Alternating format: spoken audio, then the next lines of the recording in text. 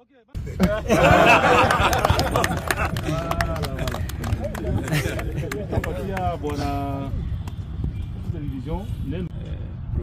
alisema kama Msiwaze alikuwa alikawia kufungua hii stade ni juu chama na kwake iko naangalia vitu mingi. Mbele kulikuwa amwezi kufanya hapa juu ya insecurity ambayo ilikuwa hapa, lakini après ma bouclage inawaza insecurity bado imeshuka sana. Ndio sababu leo anakubali mfungule stade muanze mcheze na iko tayari kusupport na equipe zicheze na mtupatie chaleur tuongeze tufurahi tucheze na nyinyi. Asante sana. Yes, bagiye gufungura stade d'Erinité ku mugaragaro.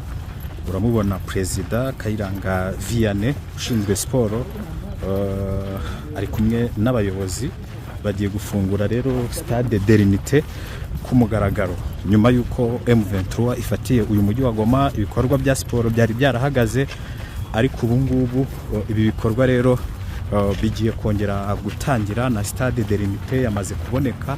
Igisigaye rero ni ukujya gufungura stade d'Erinité ku mugaragaro. Nguyu rero Cordo bagiye gufungura stade d'Erinité ku mugaragaro. Za Kabasha, za Etoile de Kivu n'amakipe menshi agiye atandukanye y'ahangaha mu mujyi wa Goma. Ibikorwa byose bya siporo bigiye kongera kuba. Urabona ko rero ubuzima bwaragarutse. Ubuzima bwaragarutse nyuma y'intambara, nyuma y'ibiki. Ubona ko stade noneho imeze neza. Bagiye gutangiza icyo bita akabumbu, noneho amakipe abe yakora entraînement ndetse n'imikino igiye itandukanye. Bagiye kubitangiza ku mugaragaro. Ngaka kabumbu sasa.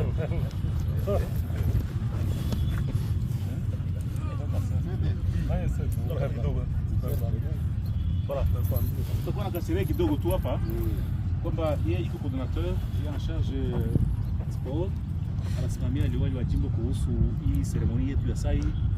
Tunataka kuremettre hii ouvrage effectivement kwa ma service technique pour que kazi ya sport, kazi ya vijana wetu, occupation ya vijana wetu iweze kuanza. Hivi bwana coordinateur, tunaweza kuwa na speech kidogo, lakini mbele uanze kuwa na speech utafanya tu lancement hii symbolique kusudi tuweze kukamata picha na ndio tutaweza kuzungumza. Siko watoto wabaki ataipigia yeye chef hapa. Atakupigia hayo, atakupasia hayo kwenda kule final, atakupasia hayo.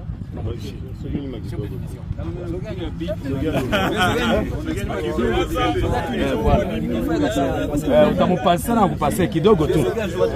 Deux fois.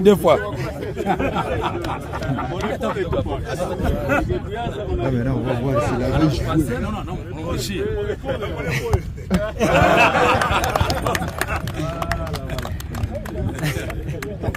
Bwana television neno kwa kuhusu hii action yenye liwali wa jimbo kususia representant wake anatoa kufanya saa hivi. We hii hatua ya kusema barudishe activité sportive inaimarisha nini? Unao neno? Vraiment pour moi c'est un honneur kuona tena wakubwa wana bali tena pour que jeunesse irudie, parce que jeunesse ndio avenir ya nchi. Wa jeune mingi leo walikuwa wakijiuliza comment activité sportive zinaweza kureprendre. Pour moi vraiment c'est une fierté, pas seulement au football, mais nous devons aussi emboîter toutes les autres disciplines telles que le basket, les arts martiaux. Merci beaucoup. Asante sana. Hivi si kama kunaweza kuwa na representant wa nani wa timu moja kama anaweza kuweza kusema Dauphin. Kabasha tu. Yes, turi kuri stade d'Erinité aho abakuriye komisiyo ya siporo n'ubundi mu mujyi wa Goma bari kugenda bareba ibikorwa uburyo iyi stade yakongera igakora. Uramubona uyu ni Kayiranga Vianney ari muri komisiyo rwose igomba gutangiza ahangaha ibikorwa bya siporo bikongera bikaba. Kayiranga Vianney muramuzi cyane rero, ahangaha ari kumwe n'abayobozi b'amakipe bagiye batandukanye kugira ngo muri uyu mujyi wa Goma n'ubundi ahangaha kuri Stade de l'Unité amakipe arimo nka za Kabasha, amakipe arimo nka za AS Nyuki, Virunga, Dauphin Noir, izikipe zongere zigaruke mu kibuga kandi siporo n'ubundi huza abantu. Niyo mpamvu rero duhara ahangaha kugira ngo iki gikorwa kiri kuba tukirebe, iyi stade bayitange ku mugaragaro nyuma yuko imaze iminsi ikorerwamo ibikorwa bigiye bitandukanye, haba ibyo kugarura amahoro, FARDC bakiremeta wazarendo bagafatirwa ngana FDLR. Ibikorwa bya siporo rero bigiye kongera gutangira ahangaha muri Stade de l'Unité. Niyo mpamvu natwe turi ahangaha kugira ngo turebe ngo bimeze bite ahangaha nka Kivu iwacu rwose, kugira ngo buri kantu kose kabera ahangaha mu mujyi wa Goma muri eneo za M23 twiyemeje kugira ngo tujye tuzibagezaho cyane. Ngewe ndi Kivu iwacu, aba bose ubona nabakuriye amakipe ahangaha n'ubundi mu mujyi wa Goma. Abasaza uramubona muzehe mwenyewe nyiri Peace Corner Kayiranga Vianney, akaba ari vice president wa Marine, akaba avuze ati rwose siporo ihuza abantu nta mpamvu. Yes, bagiye gufungura Stade de l'Unité ku mugaragaro. Uramubona President Kayiranga Vianney ushinzwe siporo, ari kumwe n'abayobozi bagiye gufungura rero Stade de l'Unité ku mugaragaro, nyuma yuko M23 ifatiye uyu mujyi wa Goma. Ibikorwa bya siporo byari byarahagaze, ariko ubu ngubu ibi bikorwa rero bigiye kongera gutangira na Stade de l'Unité yamaze kuboneka. Igisigaye rero ni ukujya gufungura Stade de l'Unité ku mugaragaro. Nguyu rero Kordo bagiye gufungura Stade de l'Unité ku mugaragaro. Za Kabasha, za Etoile de Kivu n'amakipe menshi agiye atandukanye y'ahangaha mu mujyi wa Goma. Ibikorwa byose bya siporo bigiye kongera kuba.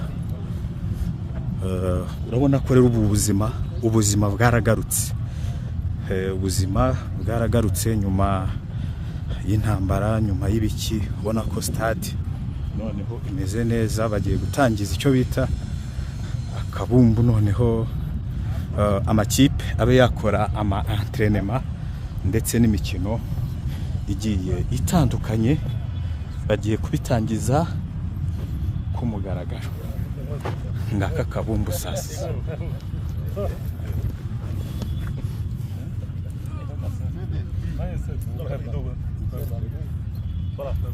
Tutakuwa na kasere kidogo tu hapa kwamba yeye iko coordinateur ya charge sport, anasimamia liwali wa jimbo kuhusu hii seremoni yetu ya sai.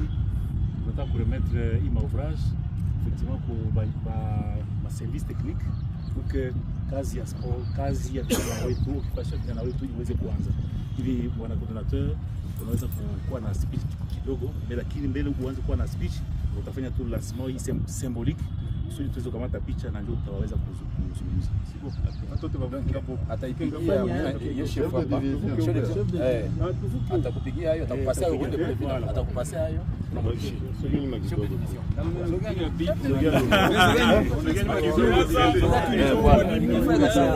Utamupasa na kupasia kidogo tu. Deux fois. Maintenant, on va voir si la riche.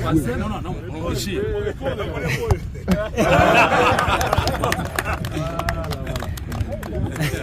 Tapatia bwana television neno kwa kuhusu hii action yenye liwali wa jimbo kususia representant wake anatoka kufanya saa hii. Hivi we hii hatua ya kusema barudishe activité sportive inaimarisha nini? Unao neno? Vraiment pour moi c'est un honneur kuona tena wakubwa wanakubali tena pour que jeunesse irudie, parce que jeunesse ndio avenir ya nchi.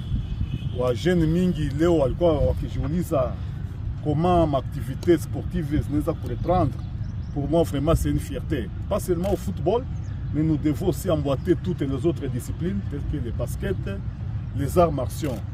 Merci beaucoup. Asante sana. Hivi si kama kunaweza kuwa na representant wa nani wa timu moja kama anaweza kuweza kusema Dauphin. Dauphin. Voilà. Dauphin. Kabasha tu.